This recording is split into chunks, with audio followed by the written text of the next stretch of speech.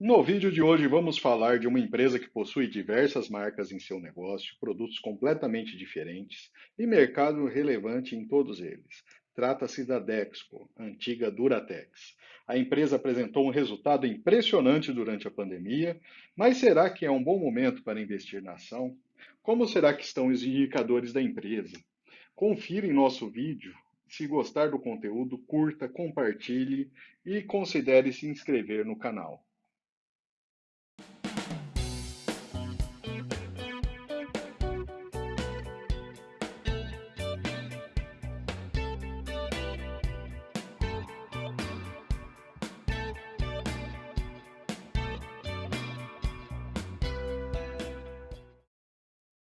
E vamos começar pela história da empresa, que surgiu a partir de uma oportunidade identificada por Eudoro Vilela e teve a participação do fundador do Banco Itaú, no ano de 1951. Em 1954, entrou em operação a primeira fábrica da empresa. Em 1956, Olavo Setúbal assume a empresa. Em 1965, a empresa passa a atuar no mercado de rações, a partir de uma fábrica de processamento de trigo. Em 68, é inaugurada uma linha de tintas, a Duraplac. Em 72, a empresa incorporou a Deca. E ainda na década de 70, temos expansão e instalação de novas fábricas. Em 81, a empresa adquire uma fábrica de louças no Rio Grande do Sul. Em 86, a empresa se desfaz do negócio de rações.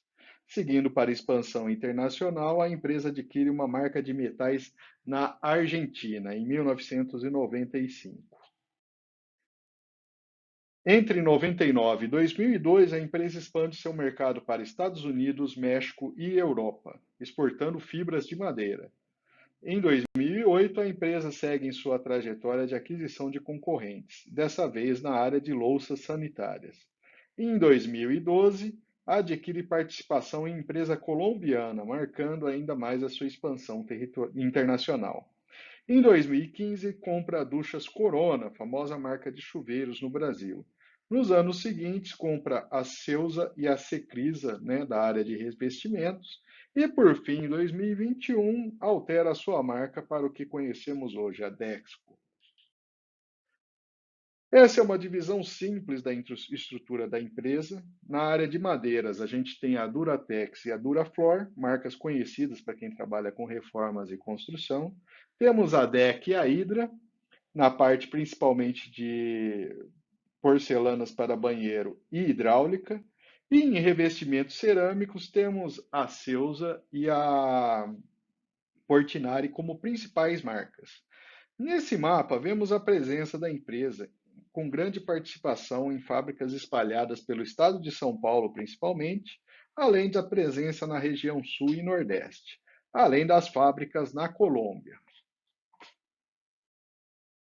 As ações da empresa são negociadas na Bolsa de São Paulo. O maior acionista é a Itaúsa, com 40% das ações.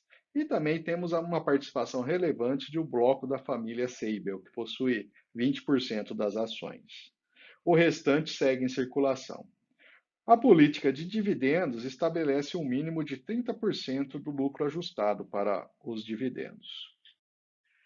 Vamos falar agora de um ponto que considero interessante da empresa, é a sua presença em vários mercados. Na área de louças e metais, a marca Deca possui 40% de market share. Em chuveiros, a empresa, por meio da Deca e da Hydra, possui 20% do mercado, mas tem uma concorrente muito forte que era o Lorenzetti. Em revestimentos cerâmicos, o mercado é bem mais segmentado. A empresa ocupa a segunda posição com as marcas Ceusa e Portinari, perdendo para a líder Porto Belo por apenas 2% de diferença. O EBITDA apresentado em 2021 foi o maior valor histórico e ainda 70% superior ao valor de 2020, que havia sido o melhor resultado até então. A receita líquida recorrente subiu 39% em 2021, com um aumento de 31% para 35% da margem da empresa. Desta forma, o lucro líquido recorrente mais que dobrou em 2021 e foi realmente um momento bastante positivo para a empresa. De certa forma, podemos ver ao longo da pandemia, principalmente para quem adotou o home office, houve uma procura maior nas lojas de materiais de construção, sendo que as pessoas procurando fazer melhorias em suas casas que normalmente não passavam tanto tempo assim dentro de casa. Mas isso parece realmente um resultado pontual. Vamos ver em 2022 como se comporta essa tendência. Provavelmente deve haver alguma queda nesses números. Há empresas que tiveram seu resultado prejudicado pela pandemia, como as empresas aéreas, mas a Dexo está no grupo de empresas que teve seu resultado impulsionado pela pandemia. Vamos abrir os negócios da empresa em cada uma das suas divisões principais. Em termos de madeira, houve um aumento do mercado interno na ordem de 15% e praticamente estagnação no mercado externo. O crescimento se deu nos seus dois principais produtos, MDF e MDP.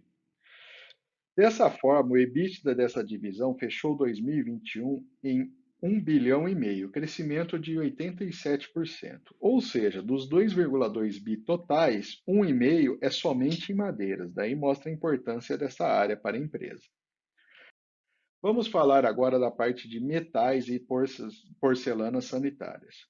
Houve um aumento de 8% na comparação do ano de 20 para 21, na indústria da construção como um todo.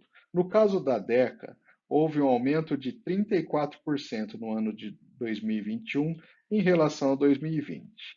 Pela capacidade de utilização das plantas, vemos que ainda há um certo nível de capacidade ociosa, que poderia aumentar a produção ainda. E por fim, vamos falar agora de a área de revestimentos cerâmicos, onde houve um crescimento de 12% em relação ao ano anterior.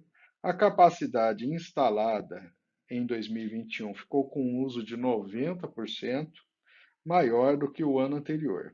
Em termos de EBITDA, a área aumentou em 55% o valor de 2021, chegando a 300 milhões de reais. A empresa segue investindo em uma nova planta de celulose solúvel, que deverá aumentar em 10% a capacidade total de produção.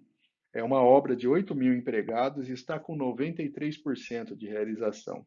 Previsão da planta estar operando em até 2 meses. Agora vamos falar das perspectivas da empresa para 2022. A empresa espera estabilidade da inflação e a taxa de juros se estabilizando em novo patamar, mas sem impacto na sua produção. Com o aumento das entregas da indústria da construção civil, a empresa espera manter o patamar elevado de demanda de materiais. Na área de madeira, é esperado manter alto índice de operação fabril. Na DECA, é previsto investimento e crescimento dessa divisão dentro da empresa. Em revestimentos cerâmicos, temos o início da construção de uma nova fábrica em Botucatu, interior de São Paulo. E em celulose solúvel, teremos a entrada em operação da planta comentada agora há pouco. E devemos seguir com preços mais elevados desse commodity. Analisando agora o histórico de lucro por ação da empresa, vemos que o resultado de 2021 foi bem acima do normal. E em termos de preço por lucro, esse resultado impressionante trouxe a relação preço por lucro em sua mínima histórica, pelo menos dentro desse histórico que a gente tem a partir de 2011. O aumento do lucro refletiu também no ROI, que chegou a mais de 30%. Comparado com a Eucatex, também na área de madeira, o que o ROI foi de 18%, vemos que o resultado foi muito significativo para a empresa. Em termos de proventos pagos pela empresa, vemos que o ano de 2021 foi de fato muito bom para o acionista. Isso se deve principalmente aí em relação ao resultado apontado pela empresa, que foi muito maior do que seu histórico.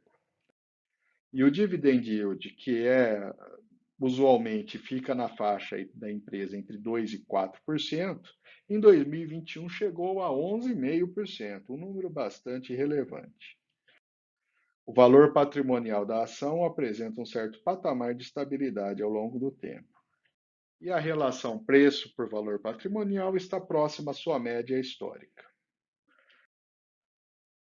A empresa possui 1,4 bilhões em caixa atualmente, suficiente para fazer frente à sua dívida até 2023.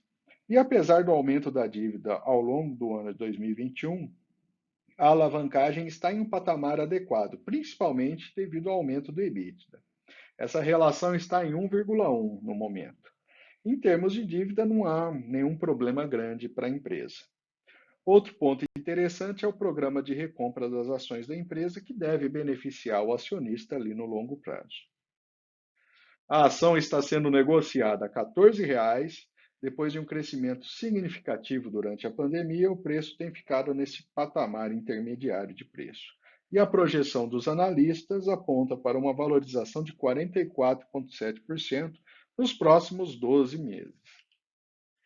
Em termos de valor intrínseco, a gente observa que o valor atual da ação está abaixo do valor intrínseco calculado, que é 19,62. Mas um ponto que vale a pena ter atenção é que a fórmula aponta para um valor bem alto devido principalmente ao lucro da empresa.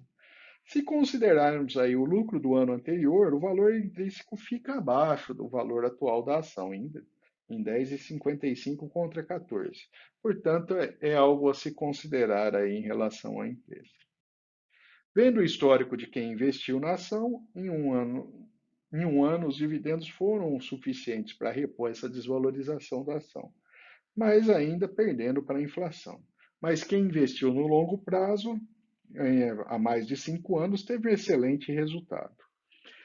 E por fim, vamos falar dos pontos positivos e negativos para fazer o investimento na Dexco. Ao lado positivo, a gente tem uma dívida sob controle e o mercado relevante em diversas frentes de atuação. A gente tem um lucro relevante em 2021, mas será que ele vai se manter por longo tempo, esse lucro? É um lado positivo, mas a gente tem que ver o quão sustentável ele é.